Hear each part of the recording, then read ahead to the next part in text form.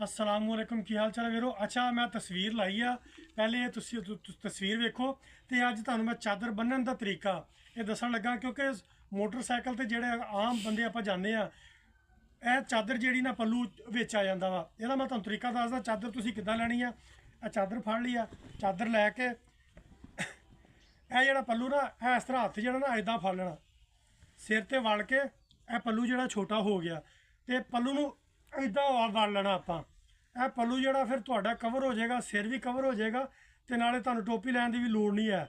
मैं तस्वीर लाई है ये देख लेना क्योंकि बंदे अजकल कक्कर वाहवा पैन ला पिया वा। कक्कर पैन की वजह ठंड हो गई, ठंड के नाल आपां नूं लोई है ना जी ये आपां नूं बचाउंदी है ठंड तो। ते चादर लैन का तरीका तुहानूं ये दस दिता। आम रूटीन दे विच आपां चादर लै लैंदे आ इदां, चादर लै के इदां ते आपां टुर पैंदे आ। वो पल्लू जिहड़ा वा आ वड्डा हो जांदा, ये मोटरसाइकिल की चैन च ते पिछले चक्के च आ जांदा वा। ये गलत तरीका वा। तुसीं जे तरीका लेना ना यह सौखा तरीका वा।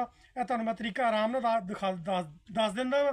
यह लिया चादर उत्ते, चादर लैके इहनूं इत्थे रख लेना। यह जिहड़ा हत्थ वा इहदे विच पा लेना, पा के ते सिर दे उत्तों दी वलेट के ते तुसीं यह चादर का तरीका सही आ, नाले चादर तुहाडे उत्तों नहीं लथेगी।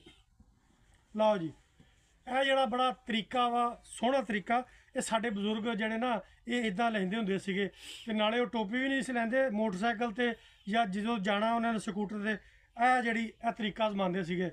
मेरा वीर यह तरीका लवो। हुण तो तरीके मेरा ख्याल आ कि भी काफ़ी आ गए आ।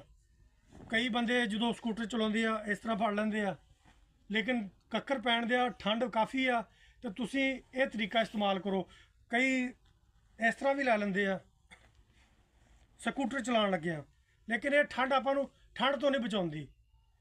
इस तरह लै ली लेकिन इन्हें ठंड तो नहीं बचाउणा। कई इस तरह कर लिया। तरीके की पग भी बन्नी जाती है, पग भी तुसीं बन सकदे जे।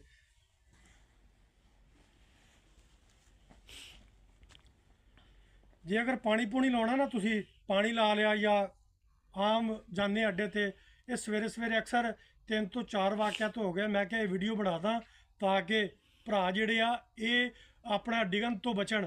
क्यों सट लगती है, सट नुकसान होंदा। ये सिर लगता थले। सब तो पहले जो तुहाडी चादर आउंदी है ना थले मोटरसाइकिल दे विच आउंदी आ, सब तो पहले तुहानूं मैं दसदा कि तुहाडा सिर वजदा। ए देखो जो चादर तुसीं लई ए वाला पल्लू फसना वड्डा जिहड़ा तुसीं लिया वा ना, जिहड़ा ए वाला पल्लू फसना, ए वाला जो पल्लू फसया तो सिर तुहाडा जाना, इन्हें खिंचना, तुहानूं इन्हें खिंचना इंज ते सिर ते सट लगनी आ। सिर ते जिहड़ी सट आ ना वो बड़ी खतरनाक हुंदी।